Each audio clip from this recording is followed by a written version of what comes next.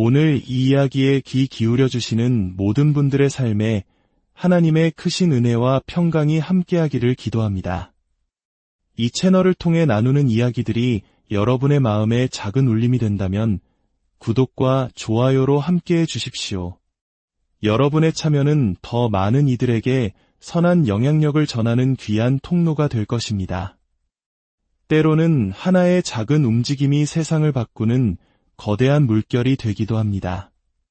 오늘 우리가 나눌 이야기는 바로 그런 이야기입니다. 평범한 사람들이 모여 시작한 작은 나눔 운동이 어떻게 지역사회를 넘어 전 세계에 희망의 씨앗을 퍼뜨렸는지에 대한 기록입니다. 성경에는 수많은 지혜의 말씀이 있지만 그 중에서도 우리 모두의 마음에 깊이 와닿는 구절이 있습니다. 종교가 있든 없든 혹은 다른 신념을 가졌든 누구나 고개를 끄덕이게 되는 말씀이죠. 예수님이 이 땅에 오시기 수백 년 전 미가 선지자가 남긴 글입니다. 사람아, 주께서 선한 것이 무엇님을 내게 보이셨나니 여호와께서 내게 구하시는 것은 오직 정의를 행하며 인자를 사랑하며 겸손하게 내 하나님과 함께 행하는 것이 아니냐. 정의, 자비, 그리고 겸손. 이 세 가지는 우리가 다른 사람에게서 보고 싶어하는 모습이자 우리 사회가 지향해야 할 가치입니다. 우리는 모두 공정하게 대우받기를 원하고 자격이 없음에도 불구하고 자비와 긍휼을 경험할 때 깊은 감동을 받습니다. 또한 우리는 교만한 사람이 아닌 겸손한 사람에게 본능적으로 끌립니다. 겸손이야말로 모든 건강한 관계의 기초가 되기 때문입니다. 내 자녀가 정의와 자비, 그리고 겸손의 가치를 아는 사람과 결혼하기를 바라는 것은 모든 부모의 마음일 것입니다. 이처럼 이 말씀은 시대를 초월하여 모든 인간에게 적용되는 보편적인 진리입니다. 그런데 이상하게도 마치 최근에 발견된 새로운 성경 필사본이라도 있는 것처럼 많은 사람들이 이 말씀을 다르게 해석하는 듯 보입니다. 그 새로운 필사본에는 아마 이런 내용이 추가되어 있을지도 모릅니다. 정의를 행하며 인자를 사랑하며 겸손하게 내 하나님과 함께 행하라. 단, 정치의 계절은 예외야. 그리고 이런 구절도 덧붙여져 있을 겁니다. 그때만큼은 다른 모든 사람들처럼 생각하고 행동해도 좋다. 물론 이런 필사본은 존재하지 않습니다. 하지만 오늘날 우리 사회, 특히 정치적으로 예민한 시기에 우리가 목격하는 모습은 마치 이런 예외 조항을 따르는 것처럼 보입니다. 믿음을 가진 사람들조차도 이 시기에는 정의, 자비, 겸손이라는 가치를 잠시 내려놓아도 된다는 허락이라도 받은 듯 행동합니다. 각자 자신의 생각과 같은 사람들만 모여있는 메아리 방에 들어가 듣고 싶은 이야기만 듣고 나와 다른 의견을 가진 사람들을 미워하고 비난하는 것을 정당화합니다. 이 이야기는 오늘날 우리 한국 사회에도 깊은 울림을 줍니다. 우리 역시 선거철만 되면 이념과 세대로 나뉘어 서로를 날카롭게 비판하곤 합니다. 나와 다른 생각을 가진 사람은 단순히 의견이 다른 것이 아니라 지적으로 부족하거나 인격에 문제가 있다고 쉽게 단정해버립니다. 하지만 정말 그럴까요? 정치적, 사회적 견해의 차이는 대부분 지능지수나 인격의 문제가 아니라 각자가 살아온 삶의 경험이 다르기 때문에 발생합니다. 우리는 모두 다른 환경에서 자랐고 세상을 다른 방식으로 경험하며 살아갑니다. 그 경험들이 세상을 보는 눈, 가치관, 그리고 정치적 신념에까지 영향을 미치는 것은 너무나 당연한 일입니다. 다른 사람의 정치적 견해를 그의 지능이나 인격과 동일시하는 순간 우리는 우리 자신이 얼마나 미성숙하고 편협한지를 드러내는 셈입니다. 그것은 내가 원하지 않는 방식으로 다른 사람을 대하는 것이며 그 사람의 삶을 걸어보지도 않고 멋대로 판단하고 평가해버리는 행위입니다. 성숙한 사람은, 그리고 무엇보다 예수님을 따르는 사람들은 결코 그런 방식으로 다른 사람을 대하지 않습니다. 예수님이야말로 그 누구보다 우리를 판단하고 외면하실 충분한 이유가 있으셨던 분이기 때문입니다. 저는 목회자의 아들로 자라면서 어떤 것이 죄인지 성경 구절까지 인용할 수 있을 정도로 잘 알고 있었습니다. 변명의 여지가 없었죠. 하지만 예수님은 그런 저를 판단하고 외면하지 않으셨습니다. 그분은 저에게 그리고 여러분에게 그렇게 하지 않으셨습니다. 예수님은 이 땅에서 만나는 모든 사람들과 대부분의 문제에 대해 다른 생각을 가지고 계셨습니다. 만약 그분이 자신과 세계관이 완벽하게 일치하는 사람하고만 관계를 맺으셨다면 그분 곁에는 아무도 없었을 것입니다. 예수님은 낡은 생각을 조금 수정하러 오신 것이 아니라 완전히 새로운 하나님 나라의 세계관을 가지고 오셨기 때문입니다. 그분과의 모든 대화는 그분의 뜻을 이해하지 못하는 사람들과의 대화였습니다. 예수님은 그런 사람들에게 어떻게 반응하셨을까요? 그분은 우리에게 하셨던 것과 똑같이 하셨습니다. 벽을 쌓는 대신 그들에게 더 가까이 다가가셨고 그들의 이야기에 귀를 기울이셨으며 그럼에도 불구하고 그들을 사랑하셨습니다. 그리고 우리에게 말씀하십니다. 나를 따르라. 내가 너희에게 행한 것 같이 너희도 다른 사람들에게 행하라. 그렇습니다. 우리는 사회적으로, 문화적으로, 심지어 정치적으로 서로 동의하지 않더라도 조건 없이 서로를 사랑할 수 있습니다. 예수님께서 그것을 보여주셨고 우리 안에 계신 성령께서 그 일을 가능하게 하시기 때문입니다. 문제는 우리가 그렇게 하려고 하는가, 바로 나와 당신이 그렇게 살기로 결단하는가에 달려 있습니다. 사실 우리 공동체 안에 존재하는 이러한 의견의 차이와 갈등은 오히려 우리에게 큰 유익이 될 수 있습니다. 만약 우리가 이 갈등을 올바르게 사용한다면 그것은 우리가 정치나 사회적 이슈, 문화적 다양성을 초월하는 더 위대한 가치, 즉 우리의 구원자이신 예수 그리스도께 헌신하고 있음을 세상에 보여주는 강력한 증거가 될 것이기 때문입니다. 정치적, 문화적으로 다양할수록 서로 사랑하기는 더 어려워집니다.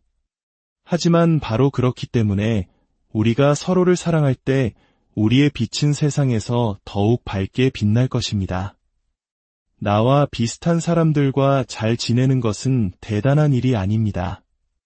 누구나 할 수 있는 일입니다. 예수님께서도 말씀하셨습니다. 너희가 너희를 사랑하는 자를 사랑하면 무슨 상이 있으리요? 세리도 이같이 아니하느냐? 예수님은 우리가 다른 사람들보다 더 나은 모습을 보여주기를 원하셨습니다. 그것은 나와 전혀 다른 사람들, 심지어 나를 좋아하지 않을 수도 있는 사람들을 기꺼이 사랑하고 그들과 교류함으로써 세상을 놀라게 하는 것입니다. 하늘에 계신 아버지가 완전하신 것 같이 우리도 완전해지기를 원하셨습니다. 여기서 완전함이란 도덕적 무결점을 의미하는 것이 아닙니다. 문맥 속에서 예수님이 말씀하신 완전함이란 다른 사람의 유익을 위해 기꺼이 나의 편안함을 포기하는 것을 의미합니다. 희생적으로 주고 희생적으로 사랑하는 것, 그것이 바로 하나님 아버지의 마음입니다. 하나님께서는 자신과 아무런 공통점도 없는 이 깨어진 세상을 너무나 사랑하사 가장 귀한 독생자를 우리에게 주셨습니다. 그 희생적인 사랑 덕분에 우리는 매일 하나님의 은혜를 누리며 살아갑니다. 그리고 우리 역시 그 사랑을 실천하라는 부르심을 받았습니다. 여기 이 가르침을 삶으로 살아내기 위해 시작된 한 공동체의 놀라운 이야기가 있습니다. 이들은 선한 부자가 되라는 이름의 캠페인을 시작했습니다. 이것은 단순히 물질적인 부자가 되라는 의미가 아닙니다. 사도 바울이 디모데에게 쓴 편지에서 영감을 받은 것으로 선한 일을 행하고 선한 사업에 부여하며 나누어 주기를 좋아하고 너그러운 자가 되라는 말씀에 뿌리를 두고 있습니다. 우리 대부분은 필요한 것 이상의 여유를 가지고 살아가는 이 시대의 부자들입니다. 그렇기에 우리는 선한 일을 행하고 관대하게 나누어야 할 책임이 있다는 것입니다. 이 캠페인은 지난 15년 동안 계속되었습니다. 그 기간 동안 이 공동체의 구성원들은 지역사회의 비영리 단체들과 협력하며 수십만 시간의 자원봉사를 했고 수백억 원이 넘는 금액을 모아 도움이 필요한 이웃들에게 조건 없이 나누었습니다. 그들은 종교단체인지 비종교 단체인지를 구분하지 않았습니다. 오직 우리 사회의 가장 어려운 곳에서 묵묵히 빛과 소금의 역할을 감당하는 훌륭한 파트너들을 찾아 그들을 돕는 데 집중했습니다. 그들이 지원하는 일들은 다양합니다. 굶주리는 이들을 위한 식량 지원, 위탁 가정 아동 보호, 유료 서비스, 직업훈련, 노숙인을 위한 주거 지원, 교육 사업 등 사회 곳곳의 필요를 채우는 일들입니다. 한 가지 감동적인 이야기가 있습니다. 이 공동체는 해외의 파트너 단체들을 위해 차량을 지원하는 일을 하곤 합니다. 한 단체는 국경 지역에서 인신매매되는 소녀들을 구출하는 일을 하고 있었습니다. 여러분의 헌금으로 구입한 차량은 그들에게 탈출용 차라고 불립니다.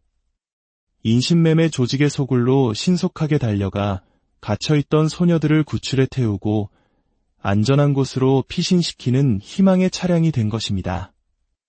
예전에는 차를 빌리는데 시간이 걸려 아이들을 놓치는 경우가 많았지만 이제는 이 탈출용 차 덕분에 더 많은 생명을 구할 수 있게 되었습니다. 또 다른 이야기도 있습니다. 헤비타트라는 단체는 저소득 가정에 집을 지어주는 일을 합니다.